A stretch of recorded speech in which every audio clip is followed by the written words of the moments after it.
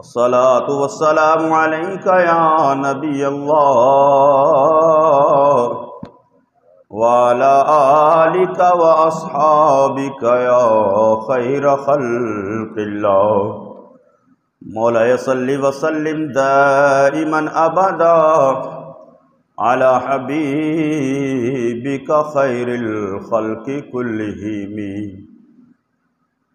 هو الحبيب الذي ترجى شفاعته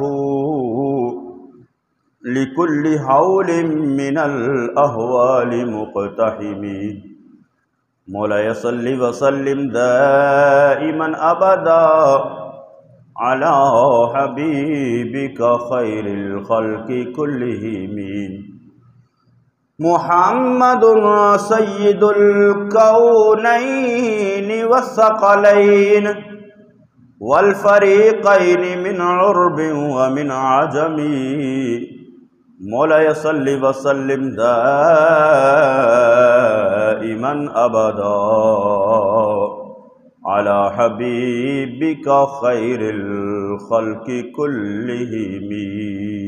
اللہ رب العالمین احکم الحاکمین کی حمد و ثنا کہ وہ تمام کائنات کا خالق و مالک اور رازق ہے،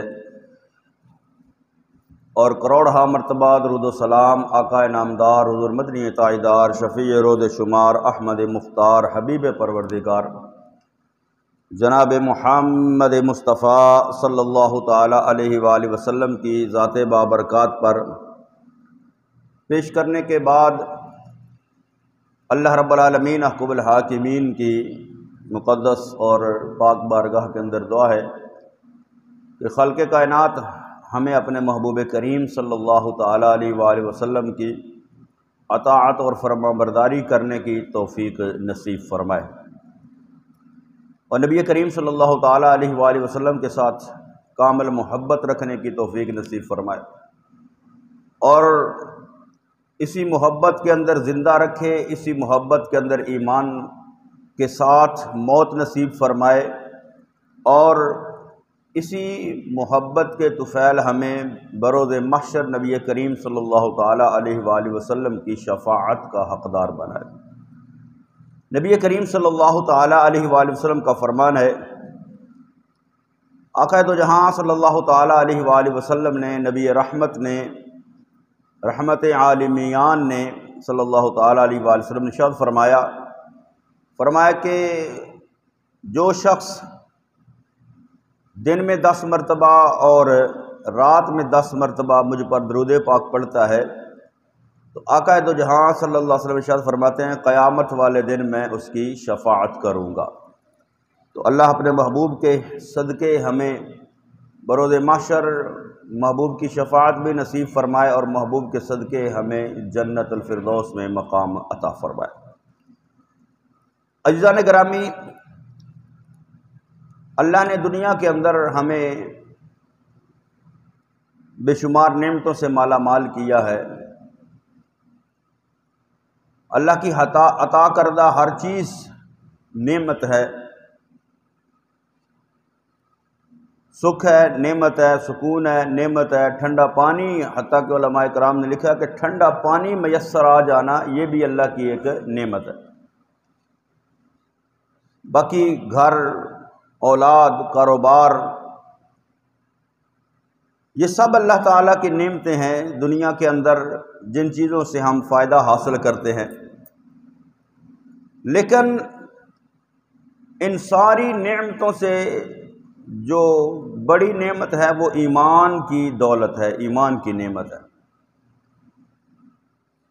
ایک بزرگ حضرت عبد الواحد بن زید رحمۃ اللہ تعالی علیہ فرماتے ہیں کہ ہم ایک سمندری سفر پر تھے کہ طوفان آیا، اور طوفان کی وجہ سے ہم ایک جزیرے پر پہنچے۔ جب جزیرے پر پہنچے تو دیکھا ایک شخص جو غیر اللہ کی پوجا کر رہا ہے،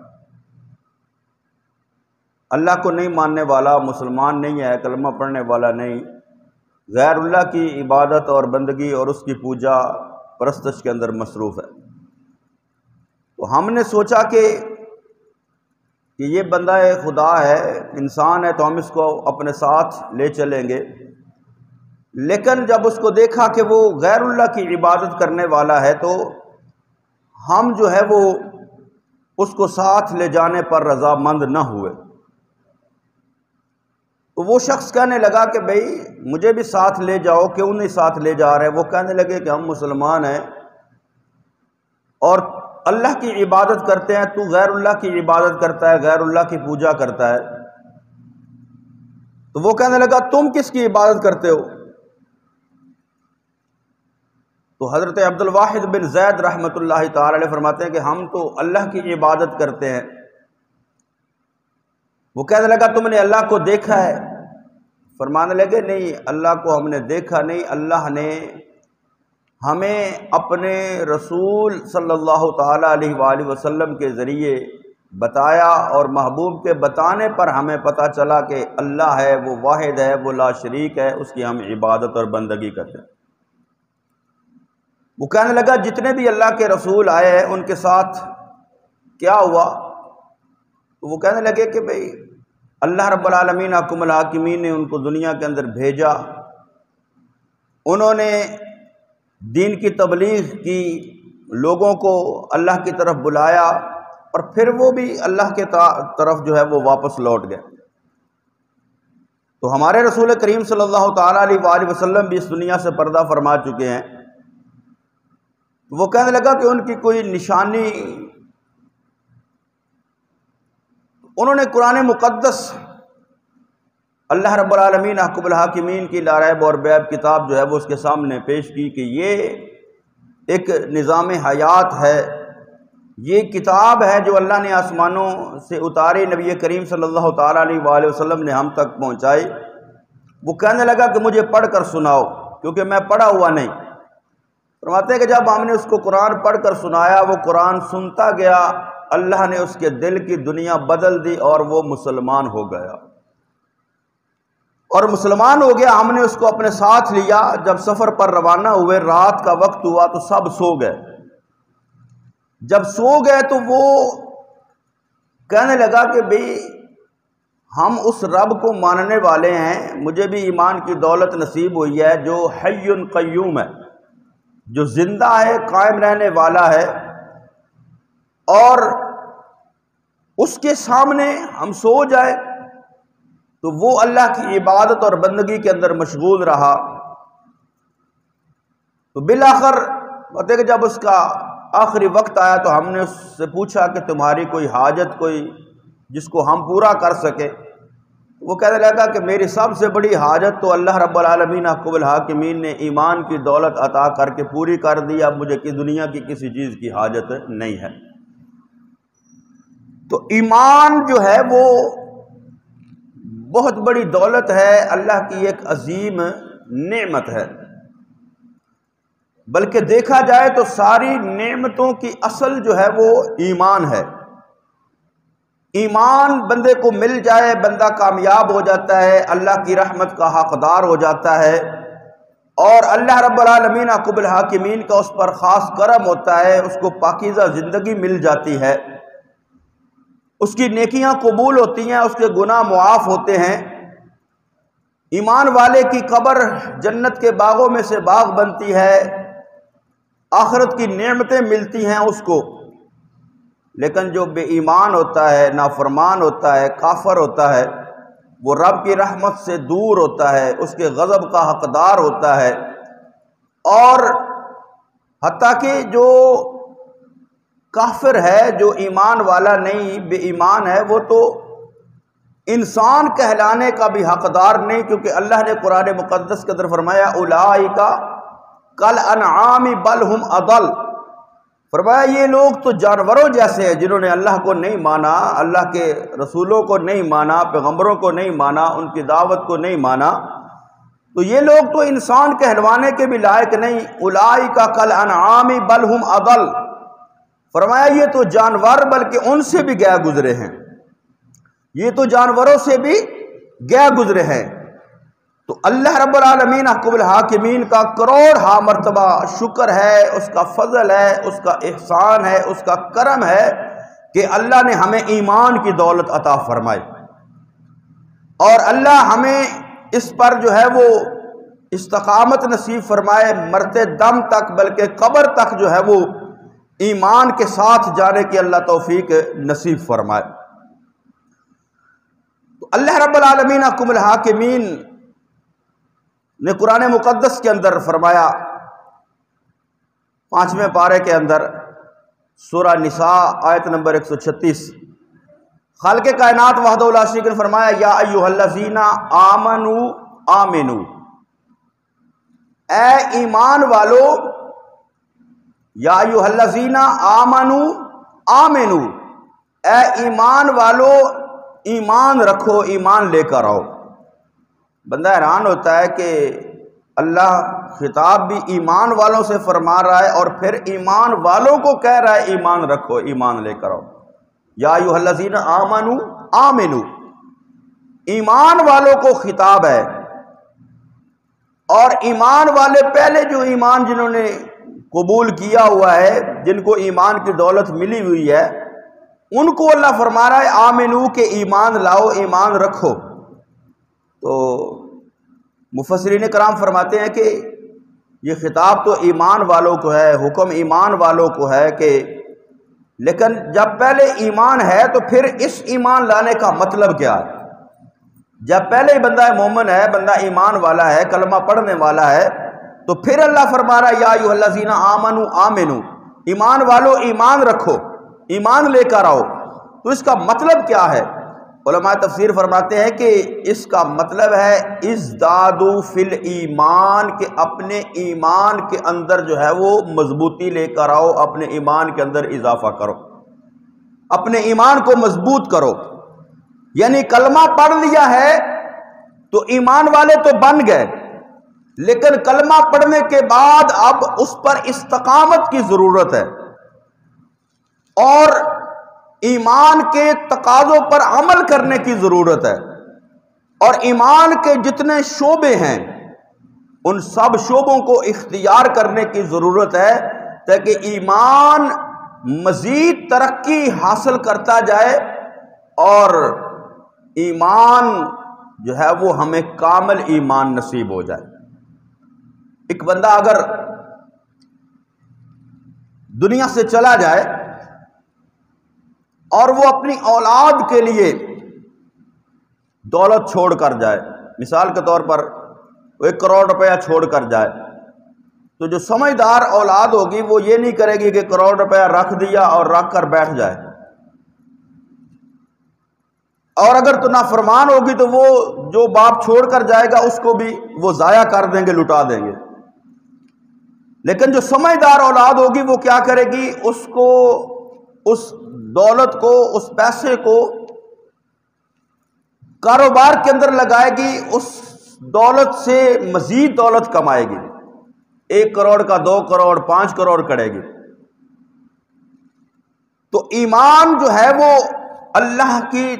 طرف سے ہمیں اپنے والدین کے ذریعے جو ہے وہ وراثت کے اندر ملا ہے۔ کچھ لوگ تو وہ ہیں جنہوں نے زندگی جو ہے وہ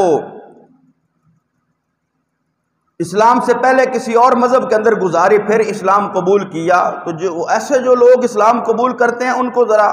اسلام کی فکر بھی ہوتی ہے، اپنے ایمان کی فکر بھی ہوتی ہے، لیکن جو ہم کیا کہتے ہیں جدی پشتی مسلمان، جن کو ایمان جو ہے وہ وراثت کے اندر مل گیا، تو یہ ایمان جو ہمیں وراثت کے اندر ملا ہے، ہمیں اس کے اندر مزید اضافہ کرنے کی ضرورت ہے، مزید اس ایمان کو بڑھانے کی ضرورت ہے۔ اور یہ دائرہ اسلام جس کے اندر ہم سب داخل ہیں، اور یہ وہ ہے جہاں اللہ اور اس کے رسول صلی اللہ تعالی علیہ وآلہ وسلم کی محبت کے اندر اپنا تن من دھن سب کچھ قربان کرنا چاہیے۔ یہ وہ میدان ہے جس کے اندر پہنچ کر سب کچھ رب کے نام پر قربان ہونا چاہیے۔ تو ایمان تو مل گیا ہمیں اپنے والدین کے ذریعے سے، اور یہ بھی اللہ کا احسان اور کرم ہے کہ اس نے ہمیں مسلمانوں کے گھر پیدا فرمایا ہے۔ پہلے انسان بنایا، پھر مسلمانوں کے گھر پیدا فرمایا۔ وہ خالق ہے، وہ چاہتا تو کسی اور مخلوق کے اندر پیدا کر دیتا، کسی کافر کے گھر پیدا کر دیتا، کسی یہودی عیسائی کے گھر پیدا کر دیتا ہمیں۔ یہ اس کا ہمارے اوپر احسان ہے، اس کا کرم ہے، اس کا فضل ہے کہ اس نے ہمیں مسلمانوں کے گھروں کے اندر پیدا کیا۔ اور پھر جو ہے مسلمانوں کے گھروں کے اندر پیدا کر کے ہمارے دل کے اندر عشق مصطفیٰ صلی اللہ تعالیٰ علیہ وآلہ وسلم کو بھی جگہ عطا فرمائے، یعنی ہم نبی کریم صلی اللہ تعالیٰ علیہ وآلہ وسلم کے ساتھ محبت رکھنے والے، محبت کا دعویٰ کرنے والے۔ تو ایمان کی دولت ہمیں وراثت سے مل گئی، تو اب ہمیں چاہیے کہ جو اللہ فرما رہا ہے یا ایھا الذین آمنوا آمنوا، ایمان والو ایمان لاؤ، ایمان والو ایمان رکھو، تو جو مفسرین اکرام نے فرمایا اس کا مطلب ہے ازدادوا فی الایمان، کہ اپنے ایمان کو مزید ترقی دو۔ یعنی بندہ مومن مسلمان ہے تو اب اس کو چاہیے کہ وہ اپنے اس مومن مسلمان ہونے کے اندر جو ہے وہ کاملیت اختیار کرے، کامل مومن بنے۔ کلمہ پڑھنے کے بعد جس نے کلمہ پڑھا، نبی کریم صلی اللہ تعالیٰ علیہ وآلہ وسلم کا فرمان ہے کہ جس نے پڑھ لیا لا الہ الا اللہ، فرمایا اللہ اس کو جنت کے اندر داخل کرے گا۔ کلمہ اتنی عظیم دولت ہے کہ اس کے ذریعے سے جنت ملے گی، لیکن نافرمانیاں، گناہ، ان کی سزا اگر اللہ دے گا تو وہ پانے کے بعد بالآخر جو کلمہ پڑھنے والا ہے وہ جنت کے اندر جائے گا۔ یعنی ایمان والا جنت کا حقدار تو بنتا ہے، لیکن کامل ایمان والا جو ہوتا ہے وہ جنت کے اندر بھی اللہ اس کو درجے عطا فرماتا ہے۔ کامل ایمان والے کو جنت کے اندر بھی اللہ درجے عطا فرماتا ہے، اللہ کی بارگاہ کے اندر اس کا مقام بلند ہوتا ہے، اس کا مرتبہ بلند ہوتا ہے۔ تو ہم کامل ایمان والے کیسے بنیں؟ کامل مومن ہوتا کون ہے؟ کامل مومن کی علامات کیا ہیں؟ کامل مومن کی نشانیاں کیا ہیں؟ خلاق کائنات وحدہ لا شریک کا قرآن فرماتا ہے، اللہ رب العالمین کم الحاکمین نے فرمایا مومنوں کی علامات کے طور پر کہ مومن کیسا ہوتا ہے، مومن کامل ایمان والا کون ہوتا ہے، ایمان کے اندر بندہ کامل کس وقت ہوتا ہے، کون سی صفات اس کے اندر پیدا ہو جائیں تو بندہ مومن بنتا ہے، کامل ایمان والا بنتا ہے۔ اللہ رب العالمین قبل الحاکمین نے فرمایا والذین هم عن اللغو معرضون، فرمایا جو ایمان والا ہوتا ہے وہ اپنے آپ کو فضول باتوں سے بچاتا ہے۔ ایمان فضول کام کرنے کی اجازت نہیں دیتا، فضول باتیں کرنے کی اجازت نہیں دیتا، فضول گفتگو کرنے کی اجازت نہیں دیتا، یعنی کسی بھی ایسے عمل کی اجازت ایمان نہیں دیتا کہ جس کے اندر بندے کا وقت ضائع ہو، جس کے اندر بندے کا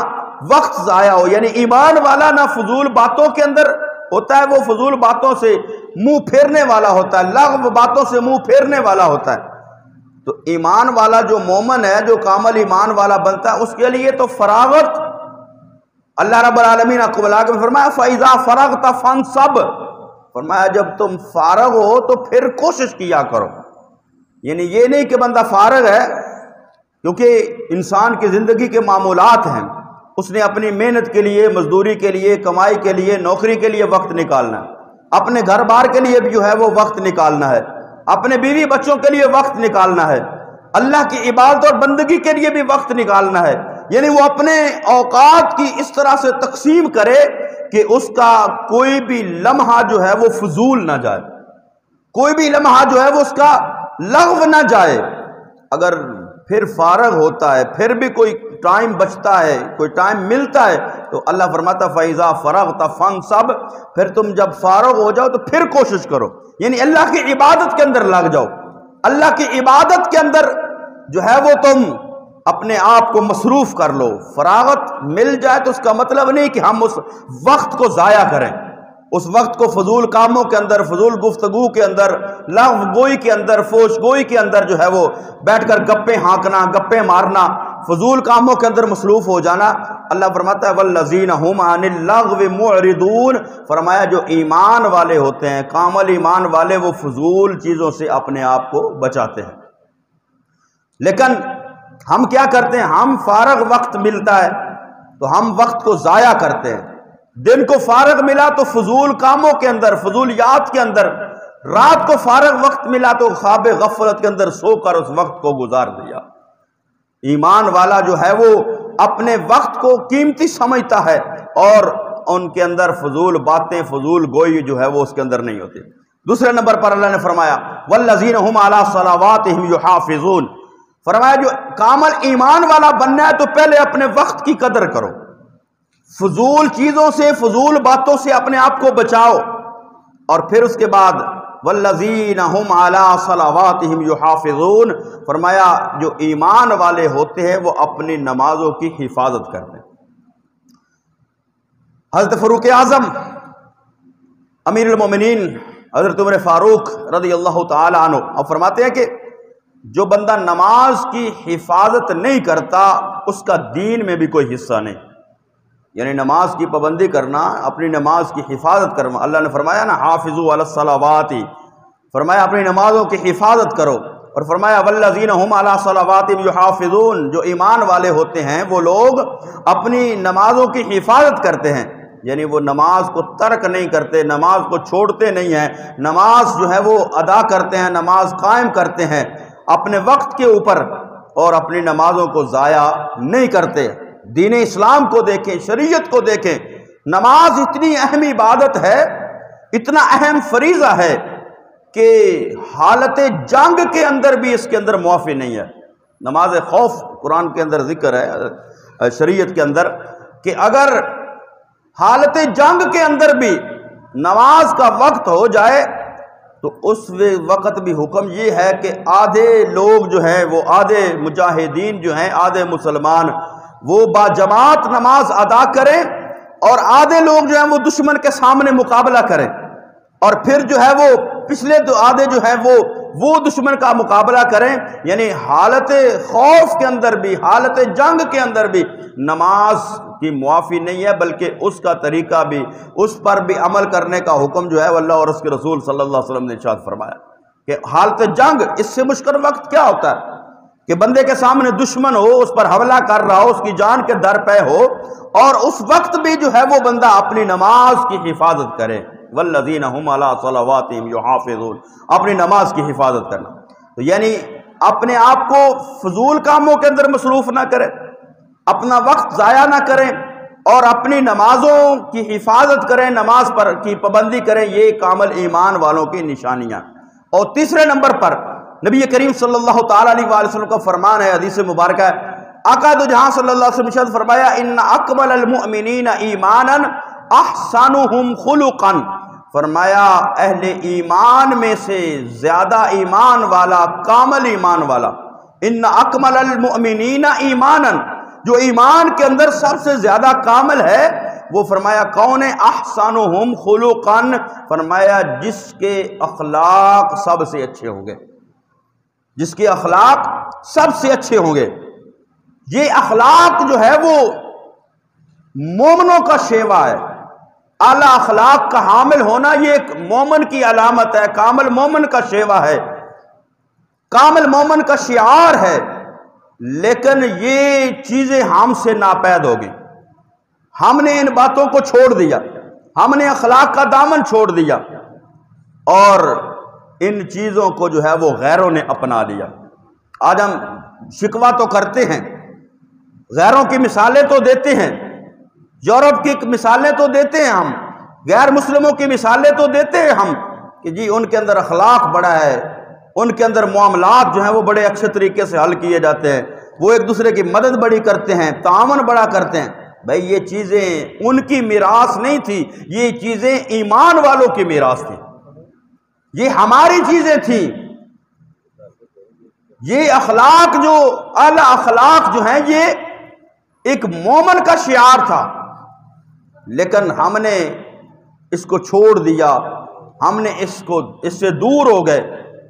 کیونکہ حالانکہ یہ امت مصطفیٰ صلی اللہ تعالیٰ علیہ وآلہ وسلم کو اللہ نے فرمایا کنتم خیر امہ، یہ امت خیر الامم ہے، ساری امتوں سے بہتر جو ہے وہ، ساری امتوں سے اچھی، ساری امتوں سے اعلیٰ امت ہے امت مصطفیٰ صلی اللہ تعالیٰ علیہ وآلہ وسلم۔ تو جو اچھی اور اعلیٰ چیز ہوتی ہے وہ دوسرے لوگوں کے لیے نمونہ ہوتی ہے، دوسرے لوگوں کے لیے آئیڈیل ہوتی ہے۔ لیکن آج مسلمان جس کو ایک آئیڈیل ہونا چاہیے تھا دوسری قوموں کے لیے، آج مسلمان جو ہے وہ آئیڈیل بننے کی بجائے دوسری قوموں کو اپنا آئیڈیل بناتا پھر رہا ہے۔ ہم اپنی خوراک کے اندر آئیڈیل بناتے ہیں یورپ والوں کو، ہم اپنے لباس کے اندر آئیڈیل بناتے ہیں یورپ کے لوگوں کو، ہم اپنے معاملات کے اندر، اپنی خوشی غمی کے اندر جو ہے وہ ہم دین اسلام کی تعلیمات کو نہیں دیکھتے بلکہ ہم غیروں کی تعلیمات کو دیکھتے۔ ہم نے ان کو آئیڈیل بنا لیا، حالانکہ یہ وصف ہمارے اندر ہونا چاہیے تھا، اور یہ ایمان والوں کی علامت اور نشانی ہے کہ ہم خیر الامم ہیں، سب سے بہترین امت ہیں۔ ہمیں ایسا ہونا چاہیے تھا کہ لوگ ہمارے اخلاق کو دیکھ کر جو ہے وہ ایمان قبول کرتے۔ حضرت مالک بن دینار رحمت اللہ تعالی علیہ، اللہ کے بہت بڑے بزرگ اور ولی، آپ کے گھر کے ساتھ جو پڑوسی تھا وہ ایک یہودی تھا، اور وہ یہودی حضرت مالک بن دینار کو تنگ کرنے کے لیے اپنے چھت کا جو کوڑا کرکٹ ہوتا، جو گندگی ہوتی، وہ پرنالے کے ذریعے حضرت مالک بن دینار کے جو ہے وہ گھر کے اندر سین کے اندر پھینک دیتا، تو حضرت مالک بن دینار اس کو صاف کر دیتے۔ وہ گندگی پھینکتے پھینکتے ایک دن تنگ آ گیا کہ میں روز گندگی پھینکتا ہوں، مجھے کوئی جواب سوال نہیں ملتا۔ اس کا ذہن یہ تھا کہ میں گندگی پھینکوں گا، یہ کو بات کریں گے، جھگڑا ہوگا، لڑائی ہوگی، میں ان کو ذلیل کروں گا۔ لیکن جب وہ گندگی پھینکتا، اپنے گھر کی ساری گندگی پرنالے کے ذریعے حضرت مالک بن دینار کے گھر کے اندر پھینکتا، آپ کوئی بات نہ کرتے۔ بالآخر ایک دن وہ آ گیا اور آ کر کہنے لگا کہ میں روزانہ آپ کے گھر کے اندر گندگی پھینکتا ہوں اپنے گھر کی جو ہے وہ، لیکن آپ اس کا کیا کرتے ہیں؟ تو حضرت مالک بن دینار کہنے لگے میں نے کرنا کیا ہوتا ہے، گندگی ہوتی میں اس کو صاف کر دیتا ہوں، اپنا سین اپنا گھر صاف ستھرا کر لیتا ہوں، صفائی کر دیتا ہوں۔ تو وہ یہودی کہنے لگا کہ آپ کو غصہ نہیں آتا، میں آپ کے ساتھ جو ہے وہ اس طرح کی بدسلوکی کر رہا ہوں، اس طرح کی بد اخلاقی کر رہا ہوں کہ آپ کے گھر کے اندر اپنے گھر کی گندگی پھینک رہا ہوں اور آپ کو غصہ نہیں آتا؟ تو حضرت مالک بن دینار کہنے لگے نہیں، مجھے غصہ نہیں آتا کیونکہ میں نے اللہ کا قرآن پڑھا ہوا ہے۔ اللہ رب العالمین احکم الحاکمین قرآن مقدس کے اندر فرمایا جو ایمان والے ہوتے ہیں، فرمایا والکاظمین الغیظ والعافین عن الناس، فرمایا جو ایمان والا ہوتا ہے وہ غصہ پی جاتا ہے، وہ غصہ پینے والا ہوتا ہے۔ والعافین عن الناس، فرمایا وہ لوگوں کو معاف کر دیتا ہے۔ ان اللہ یحب المحسنین، اور پھر اللہ جو ہے وہ ایسے لوگوں کو پسند کرتا ہے جو احسان کرنے والا ہو، جو نیکی کرنے والا ہو، جو بھلائی کرنے والا ہو۔ تو حضرت مالک بن دینار کہنے لگے او یہودی، تو اپنے گھر کی گندگی میرے گھر کے اندر پھینکتا ہے، لیکن میں نے قرآن پڑھا ہے، محبوب کریم صلی اللہ تعالی علیہ وآلہ وسلم کی تعلیمات پڑھی ہیں، میں غصہ نہیں کرتا، میں غصے کو پی جاتا ہوں، اور میں تیری اس حرکت پر تم سے ناراض بھی نہیں ہوتا۔ والعافین عن الناس، میں نے تجھے معاف کر دیا ہوا ہے۔ وہ کہنے لگا ہے مالک بن دینار، جس نبی کا کلمہ پڑھ کے تمہارے اندر یہ اوصاف پیدا ہوئے ہیں، مجھے بھی کلمہ پڑھا کے اس نبی کا غلام بنا دو۔ یعنی یہ اخلاق جو ہے وہ مومن کی شان ہے، مومن کی علامت ہے کہ مومن ایسے اخلاق پیش کرے، ایسا اپنا انداز پیش کرے،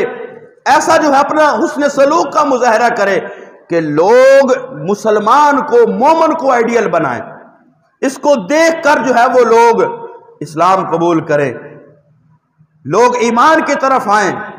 تو کامل ایمان والا بننا یہ جنت کا حقدار صرف نہیں بناتا بلکہ جنت کے اندر اعلیٰ درجات اور بلندیاں عطا فرماتا ہے۔ اور کامل ایمان، کامل مومن جو ہے وہ، اور اس کے اندر کون کون سی صفات ہونی چاہیے؟ نبی کریم صلی اللہ تعالی نے ارشاد فرمایا کہ اس وقت تک تم کامل مومن نہیں بن سکتے جب تک